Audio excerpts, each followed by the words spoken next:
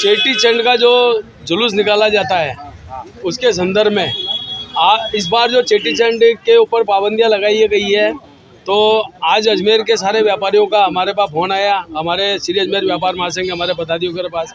मैंने जब से मैं पैदा हुआ हूँ इस अजमेर शहर में, तब से मैंने देखा है चेटी चंड का जुलूस अजमेर में ऐतिहासिक निकलता है, जो पूरे भारत में प्रसिद्ध है।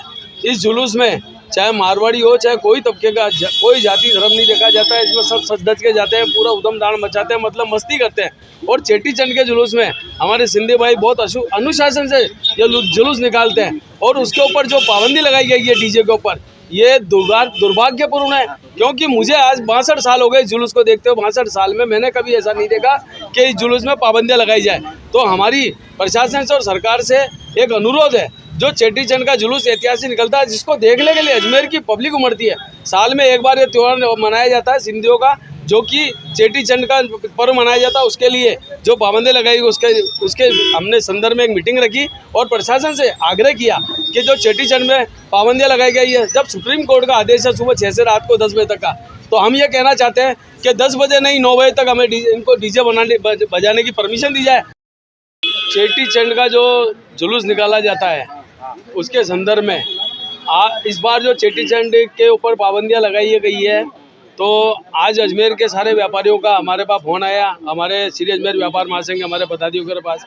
मैंने जब से मैं पैदा हुआ हूँ इस अजमेर शहर में, तब से मैंने देखा है चेटी चंड का जुलूस अजमेर में ऐतिहासिक निकलता है, जो पूरे भारत में प्रसिद्ध है।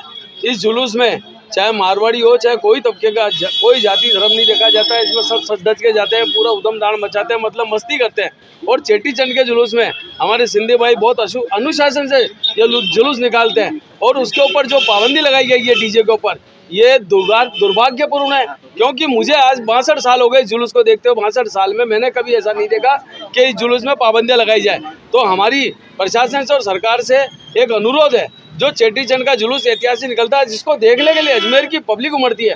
साल में एक बार ये त्यौहार मनाया जाता है सिंधियों का, जो कि चेटी चंड का पर्व मनाया जाता है। उसके लिए जो पाबंदी लगाई उसके हमने संदर्भ में एक मीटिंग रखी और प्रशासन से आग्रह किया कि जो चेटी चंड में पाबंदियां लगाई गई है, जब सुप्रीम कोर्ट का आदेश है सुबह 6 से रात को 10 बजे तक का, तो हम ये कहना चाहते हैं कि 10 बजे नहीं 9 बजे तक हमें इनको डीजे बजाने की परमिशन दी जाए। अगर 10 बजे बाद 9 बजे बाद कोई डीजे बजाता है तो प्रशासन उनको जब्त कर ले, उसकी जवाबदारी हमारी होगी। पर जो ऐतिहासिक जुलूस है उसमें पाबंदियां नहीं लगा जाए। जैसे कि हमारे कुछ व्यापारियों को दिल्ली के इधर गंज की तरफ नोटिस दिए गए, उनको कहा गया कि आप स्टेज नहीं बनाएंगे, तो गलत है ये, क्योंकि ये एक जन भावनाओं के साथ खिलवाड़ है, जो हम कभी बर्दाश्त नहीं करेंगे। हम ये कहते हैं, हम आग्रह करते हैं प्रशासन से और राज्य सरकार जो भी है कि इस चीज़ को पूर्णतया से चेटी चंड का जुलूस निकालने की अनुमति दी जाए।